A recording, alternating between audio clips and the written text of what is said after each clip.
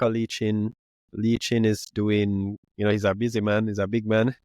He does a lot of stuff. I don't know if you've been seeing, like, over the last 2-3 years, he has been making certain deals. I remember in the first time there was like this article about like leaching goes nuclear, where he's like making some investments in other countries, and he's pushing into nuclear both on the energy side and like energy, like a nuclear reactor. And he's also pushing into nuclear technologies in terms of medical. So you can actually use things that give off radiation to, for example, kill dangerous like cancer cells, or you can use it to like help find cancer cells. And so he has been investing in companies that are, a big part of that space. So like there's this company, Isotope Technologies Munich, and one of his companies, Portland, is like is a big shareholder in that. So that's like, so I Isotope Technologies Munich is like Munich is somewhere in Germany, and then Isotope is some like, you'll give off like the radiation, a radioactive isotope. There's like a German company that is making cancer drugs. And Not I think all we can probably isotopes, but fair. Yeah.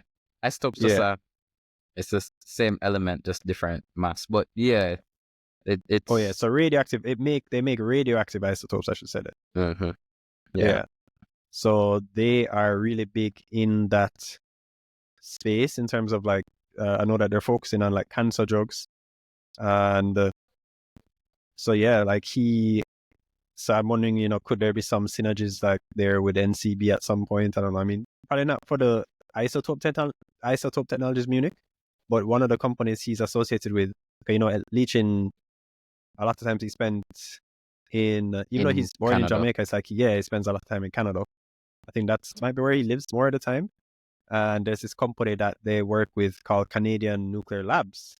And they signed some deal. Portland, his company, signed a deal with Canadian Nuclear Labs. And then this is more for the nuclear energy production side. So they are working on this stuff called SMRs, or small modular reactors, which is just basically what it sounds like. So you have like the typical older type of reactors, which are much larger. You have to build them on site. What scientists, I guess, worked out was, hey, why don't we, instead of having to build it on site, what if we could build tiny pieces in a factory away from the site, and then we just ship in those pieces and make a reactor. So you could do that. You could, do that a lot easier. You could just say, hey, you can just buy a reactor from us, and you buy it in pieces, and then you can have it set up at the site. So that's what a small modular reactor is. And Canadian Nuclear Labs is working on like developing small modular reactors, and they can produce a lot of energy when you measure it, because it can produce, I saw that a small modular reactor can produce up to 300 megawatts. Think about Wigton. Wigton right now is like 60 or so megawatts. Yeah, 65. Yeah. So you're saying that reactor at time, and it's, somewhat small compared to like the much larger reactors and stuff. But if it could produce, even more, can produce a lot of energy essentially. Like it's very, I guess, dense. You said like the size of the reactor versus the amount of energy. And yeah, it doesn't really produce as much. It doesn't really produce like all the emissions as you get with like burning oil and liquefied natural gas or cooking gas or any of those other, fossil fuels. And also like comparing it to, I guess, solar and wind, you don't need the sun to be shining. You don't need the wind to be blowing. You don't need to, it doesn't matter. Like it could be on a hill where could be in an area where there's no sun, there's no wind, and you just set it up there and you can get energy. So I don't know I know that, for example, there was this article where, I wonder if I can find it, where it's like the port, I think the mayor of Portmore, like Leachin, was having a discussion with him about possibly setting up nuclear there. I don't know. And then, maybe NCB would likely play a role. So if there is ever that push, and I know like the Jamaican government signed some MOU recently, like saying, oh, we're going to work with, I think, Canadian Nuclear Labs, and I'm sure Leachin was likely a part of that. And even like there's this other company called MBM Holdings, which is a company in Dubai that's also into like the nuclear side. And I think Portland also signed a deal with them. So, he's doing a lot of nuclear moves.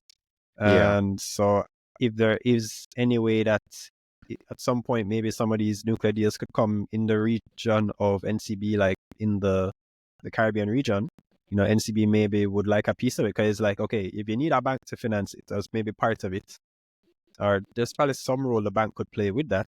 Would I use the red bank or would I use my blue bank? I would use my blue bank. So yeah, I think there could be there's some stuff about like what's going on with leaching.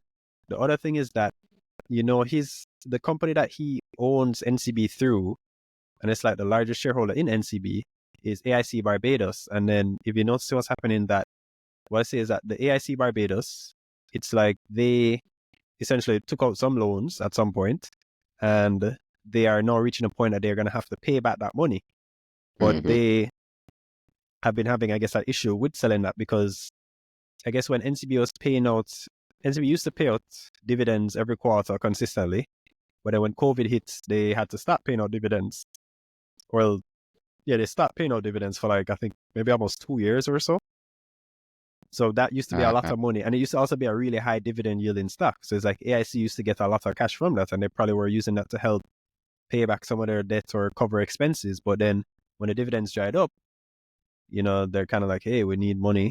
And so if we can't get the dividends from the stock, we're going to have to sell it. So they've been, if you look at it, AIC Barbados has been selling a good amount of NCB shares over the last few years and stuff. And, it may end up continuing. So it really, they still owe quite a good amount of money. So, so yeah, that's some of the stuff I guess you have to look like with leaching, because, he's still, through that company, they still control NCB. They're the largest shareholder. Yeah. So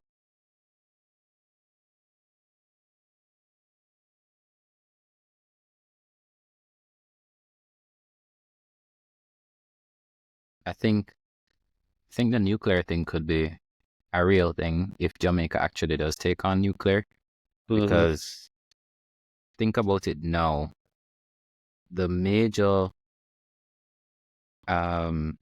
hindrance to growth of a lot of industries is our energy costs. Right, so our energy cost is very, very high, and if we can get like a cleaner version of energy that's much cheaper to produce, I think nuclear could be an option if done right.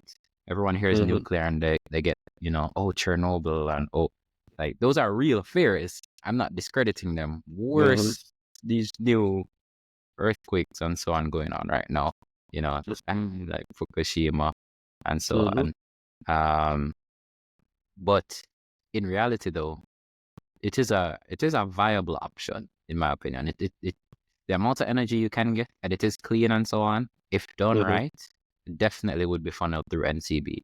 I don't see it would only make sense that, leaching does that. And then the company that would set it up, of course, NCB would own a large stake, right? Or a stake, whether it's a stake or a large stake or so on, would need a lot of government backing and a lot of regulatory approvals and so on. So I'm not saying that would happen anytime soon, but I said I'm still doing it. They could still do it. And if NCB, even NCB cap markets, all right, if they're the ones buying his nuclear company internationally, that could also make sense. And it doesn't even have to just be energy too. they buy Medicine. his company. All right. Well, okay, not necessarily buy into, like invest in one of these companies, whether it's the medical arm of nuclear, or if it's actual nuclear energy production. I see him taking a stake with his bank. Why not? Giving them loans and so on. It makes sense because you collect fees off of all of that you're doing. So you might as well keep it in the house. But oh yeah, I guess that was one of my points. I think another point too was, I'm not sure if you mentioned in terms of NCB, Clarion. I think Clarion Group. Clarion is like it's a bank in Bermuda.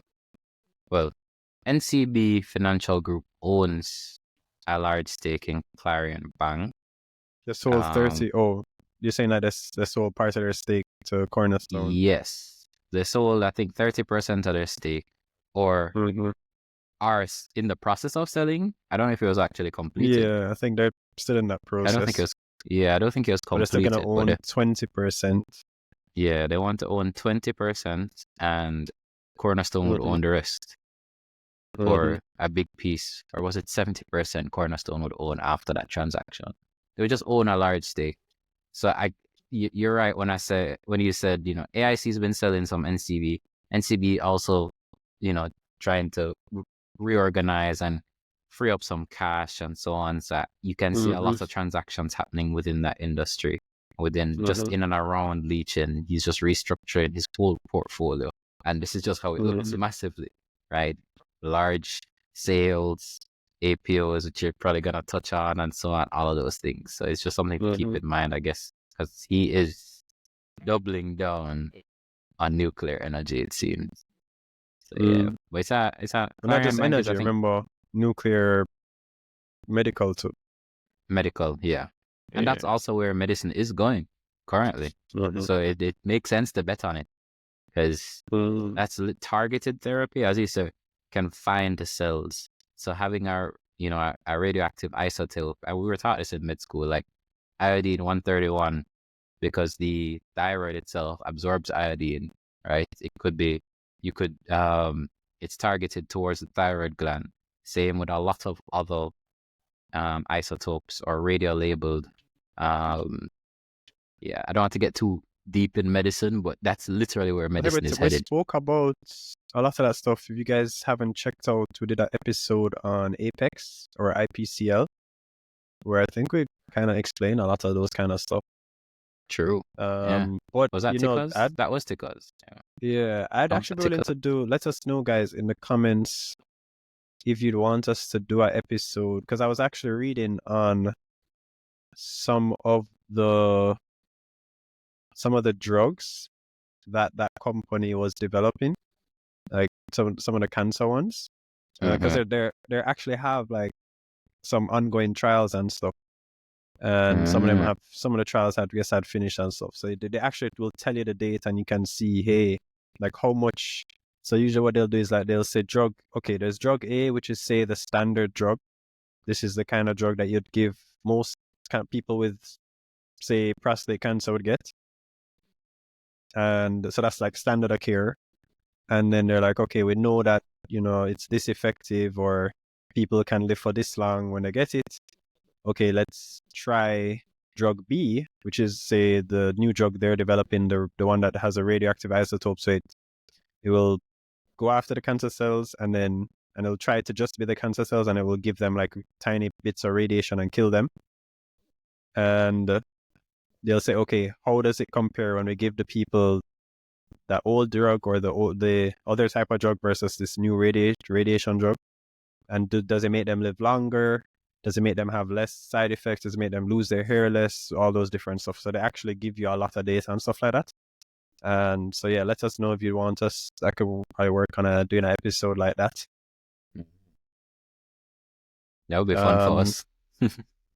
Yeah, some of the stuff is interesting. So, I mean, I think the big thing is, it's not just.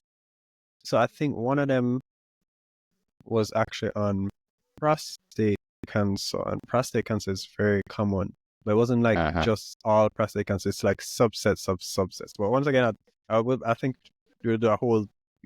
Let us know once again. Comment below if you want us to do a whole episode on that. But yeah, I don't want to get in too much into that one now. What we could touch on would be some of NCB's competitors.